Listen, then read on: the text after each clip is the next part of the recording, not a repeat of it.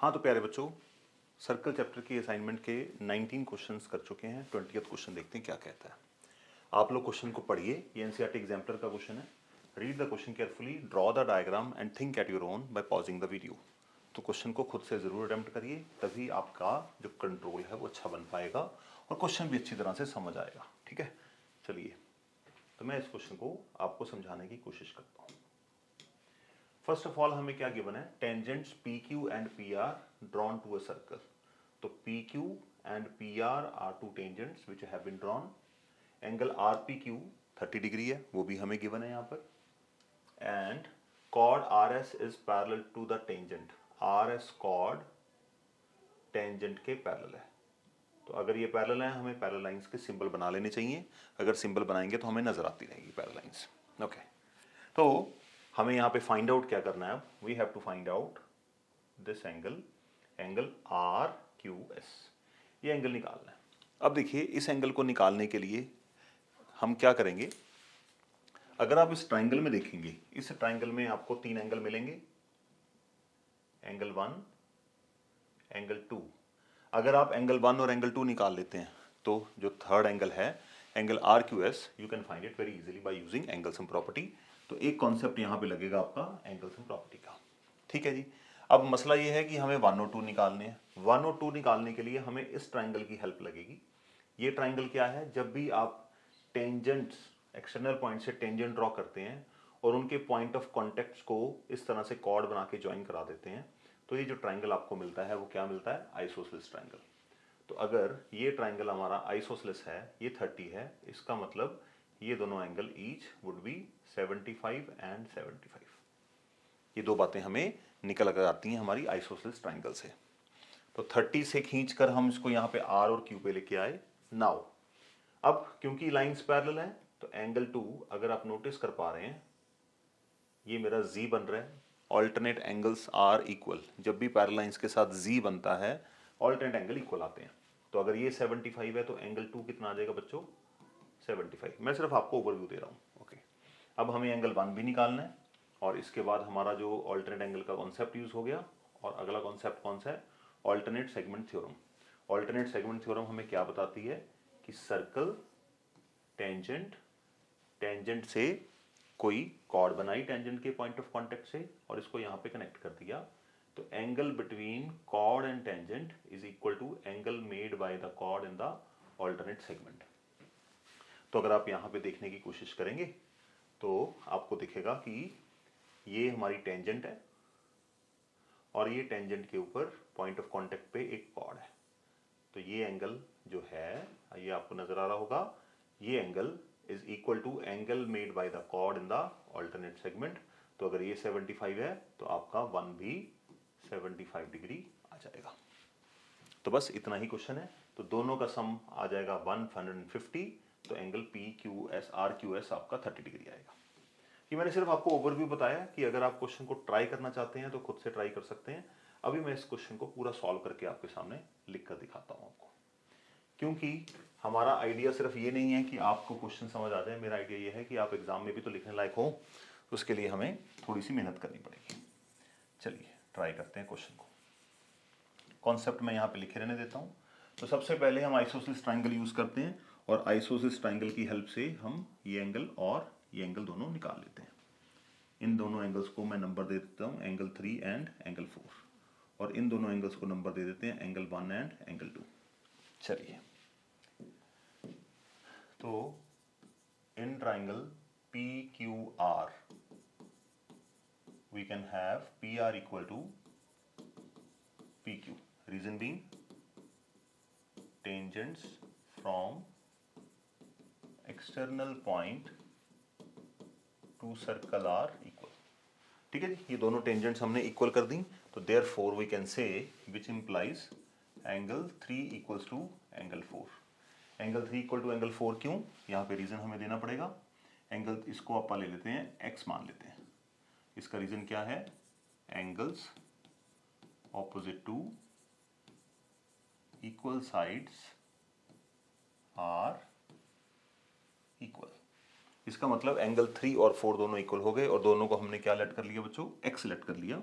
तो let us assume ये part x हो गया और ये पार्ट भी x हो गया। अब हम एंगल सम प्रॉपर्टी यूज करते हैं, तो by using angle sum property so we can have x plus 30 comes out to be 180 degree, 2x comes out to be 30 उधर जाके माइनस करा दिया 150, तो x की वैल्यू मेरे पास आ गई 75। ठीक है जी बच्चों, तो हमने ये angle sum property of triangle का काम अभी पेंडिंग है हमारा। तो यहाँ पे हमने क्या यूज कर लिया, आइसोसेलेस ट्राइंगल की प्रॉपर्टी यूज कर ली है, तो हमारे पास 3 और 4 आ गए एंगल। तो therefore we can write angle 3 equals to angle 4 equals to 75। तो हम 30 को खींच कर यहाँ पे 3 और 4 पे ले आए, तो 75 आ गया। अब दूसरा कॉन्सेप्ट हमने क्या डिस्कस किया था, पैरेलल लाइंस का। तो पैरेलल लाइंस ये रहा ऑल्टरनेट इंटीरियर एंगल्स। तो यहाँ पे अगर आपको नजर आ रहा है तो एंगल 2 एंड एंगल 4 दोनों आपस में ऑल्टरनेट इंटीरियर एंगल्स का पेयर बना रहे हैं। ओके, तो चलिए यहाँ पे ऑल्टरनेट एंगल यूज करने के लिए हमें पैरेलल लाइंस लिखनी पड़ेंगी। Since SR is parallel to PQ and दोनों को कनेक्ट करने वाली लाइन कौन सी है, line segment, that is RQ, और where we write RQ is transversal. तो RQ आपको ट्रांसवर्सल मिल गई, तो therefore we can write angle जो हमें निकालना होता है वो एंगल पहले लिखना चाहिए, angle 2 equals to angle 4 that is equals to 75। उसका रीजन हम यहाँ पे दे देते हैं, रीजन क्या है, ऑल्टरनेट इंटीरियर एंगल्स। ठीक है जी, एंगल 2 आ गया 75। जैसे जैसे एंगल निकलते जाते हैं मैं डायग्राम के ऊपर लिखता जाता हूँ कि मेरा एंगल कितना आया। एंगल 2 आया 75। चलिए अब हमें एंगल 1 निकालना है। एंगल 1 के लिए हम क्या यूज करेंगे, ऑल्टरनेट सेगमेंट थ्योरम यूज करेंगे। कैसे यूज करेंगे, यहाँ पे देखेंगे ये टेंजेंट है QP, Q पॉइंट से हमने कॉर्ड ड्रॉ की हुई है QR। तो angle between tangent and chord that is angle 4 is equal to angle made by the chord in the alternate segment.